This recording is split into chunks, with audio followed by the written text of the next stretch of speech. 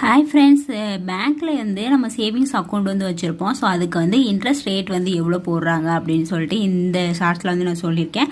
உங்கள் பேங்க் எதுன்னு பார்த்துக்கோங்க. இந்த இன்ட்ரெஸ்ட் வந்து கரெக்டாக இருக்கா அப்படின்றதையும் எனக்கு கமெண்ட் பண்ணுங்கள்.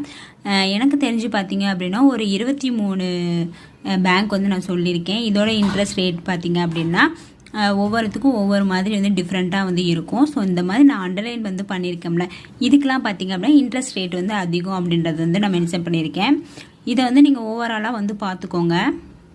இதில் வந்து பார்த்திங்க அப்படின்னா ஒரு 11 சொல்லியிருக்கேன்.